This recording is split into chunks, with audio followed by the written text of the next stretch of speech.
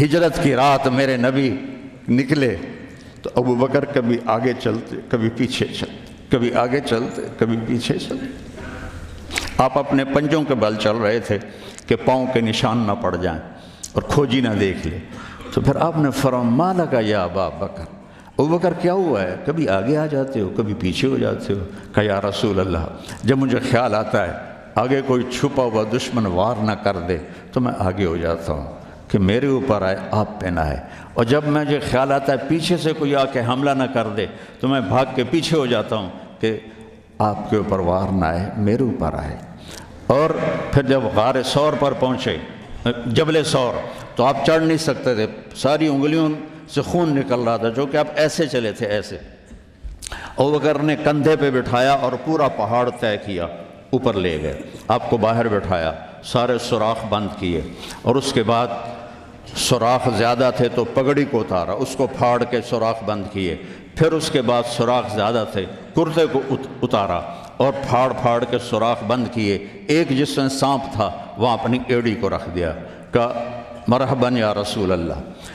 آپ اندر آئے تو اندھیرا تھا، آپ کو پتہ نہیں چلا، جب تھوڑی سی روشنی ہوئی تو آپ نے دیکھا نہ کرتا نہ پگڑی۔ ابو بکر مالک، یہ کیا ہوا ہے؟ تیرا عمامہ کدھر ہے؟ تیرا کرتا کدھر ہے؟ تو کہا یا رسول اللہ یہ سوراخ تھے، مجھے ڈر ہوا کہ ان میں کوئی چیز آپ کو تکلیف نہ پہنچائے، تو میں نے اپنے کپڑے پھاڑ کے سوراخ بند کیے ہیں۔ تو ایک دم میرے نبی رونے لگے اور ہاتھ اٹھا کر کہا یا اللہ میں ابو بکر سے راضی ہوں، تو بھی اس سے راضی ہو جا اور اسے جنت میں میرا ساتھی بنا دے۔ تو ایک دم جبریل آئے، یا رسول اللہ، اللہ تعالیٰ فرما رہے ہیں ہم ابو بکر سے راضی ہو اور جنت میں آپ کا ساتھی بنا دیا۔ انہوں نے میرے نبی کی زندگی کو یوں سچ کر دکھایا۔ موسیٰ علیہ السلام کی قوم کو اللہ نے کہا جاؤ ملک شام جا کے عمالقہ سے لڑو،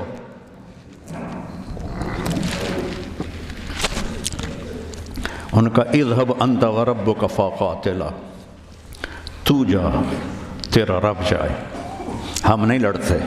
اور بدر کے لیے جب آپ نے پوچھا بولو کیا کرنا ہے، تو مقداد ابن اسود نے کہا اذا لا نقول كما قالت بنو اسرائیل اذهب انت وربك فقاتلا بل نقاتل امامك وخلفك وعن يمينك وعن شمالك۔ یا رسول اللہ ہم بنو اسرائیل نہیں ہیں کہ کہیں جا اور تو تیرا رب لڑے، ہم آپ کے آگے لڑیں گے، پیچھے لڑیں گے، دائیں لڑیں گے، بائیں لڑیں گے، ہماری لاشوں سے گزر کر وہ جائیں گے۔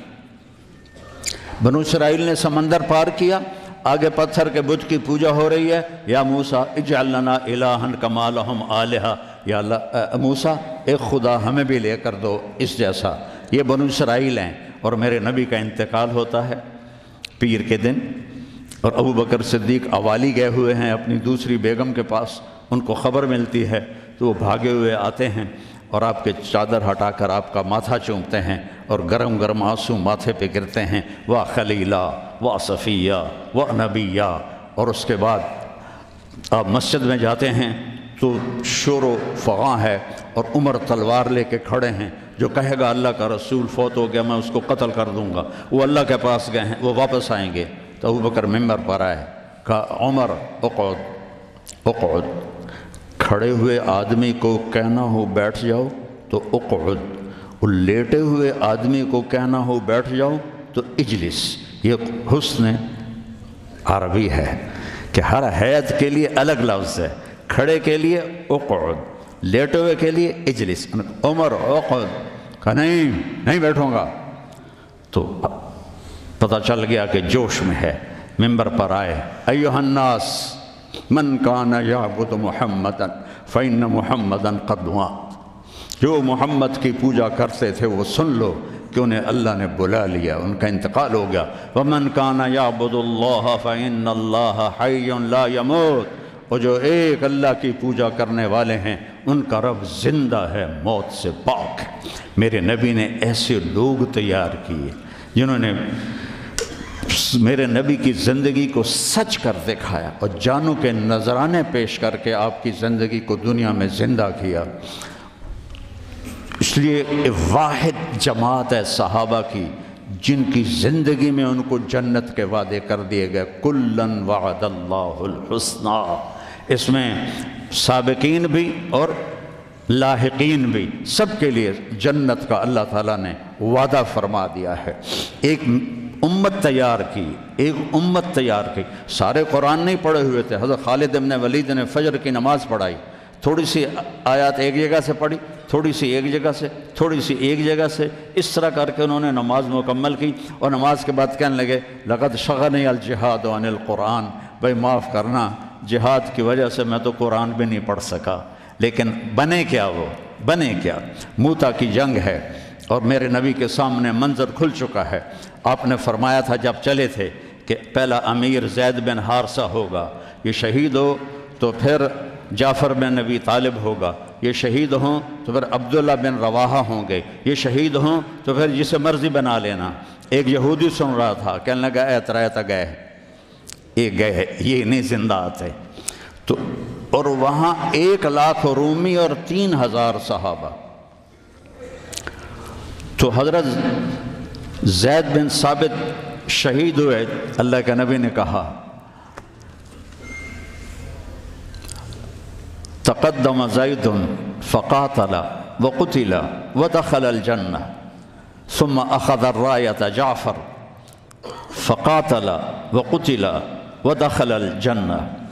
پھر عبداللہ بن رواحہ ایک کونے میں 3 دن سے کچھ نہیں کھایا تھا، گوشت کی بوٹی نوچ رہے تھے کہ آواز پڑی جھنڈا گر گیا ہے عبداللہ، تو انہوں نے وہیں پھینکا۔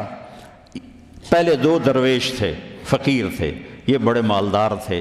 پہلے 2 مہاجر تھے، یہ انصاری تھے۔ 4 بیویاں تھیں، باغات تھے، غلام تھے۔ فتردد بعد التردد، تو تھوڑی دیر کے لیے بیوی بچے غلام باغات کا خیال آیا، تو کہنے لگے عبداللہ بیویوں کا خیال ہے سب کو 3 طلاق، باغات کا خیال ہے سارے صدقہ، غلاموں کا خیال ہے سارے آزاد۔ اقسمت یا نفس لتنزلن کارہتن او لتطاوعن ان اجلب الناس وشد الرن ما لی اراکی تکرہین الجنہ قد طالما قد کنت مطمئنہ هل انت الا نطفۃ فی شنہ۔ اے عبداللہ کافی زمانہ گزر گیا ہے زندگی گزارتے ہوئے، چل اپنے ساتھیوں کے ساتھ مل تو بھی، اور جھنڈا اٹھایا اور آگے بڑھے۔ اور آپ نے فرمایا اب عبداللہ نے جھنڈا اٹھایا اور آگے بڑھے اور قتل ہوئے، اور پھر آپ خاموش ہو گئے تھوڑی دیر کے لیے۔ انصار کہنے لگے کہ ہمارے اوپر قیامت ٹوٹ پڑی کہ کیوں رک گئے۔ دونوں کی دفعہ تو فوراً فرمایا، اب کیوں رک گئے؟ پھر آپ نے کہا وَدَخَلَ الْجَنَّةِ۔ تو انصار نے عرض کی یا رسول اللہ آپ رک کیوں گئے تھے؟ کہا وہ تھوڑا سا اس کے دل میں کھٹک آئی تھی، اس لیے جنت میں جانے میں تھوڑی دیر ہو گئی۔ اب جھنڈا گر گیا، ثابت ابن اکرم نے جھنڈا اٹھایا، کون لے گا یہ جھنڈا؟ انہوں نے کہا تو لے، تو بدری صحابی ہے، تو لے۔ کہا نہیں میرے بس کا نہیں ہے۔ کسی نے آواز دی خالد کو دو۔ خالد کی پہلی جنگ تھی، صلح حدیبیہ کے بعد ایمان لائے، اور ان کی پہلی جنگ تھی۔ وہ فرمانے لگے بھائی میں تو ابھی مسلمان ہوا ہوں، کسی اور کو جھنڈا دو۔ کہا نہیں، سب نے کہا بس خالد۔ انہوں نے ایک ہاتھ میں جھنڈا لیا، اور جب یوں تلوار کو جب اٹھایا نا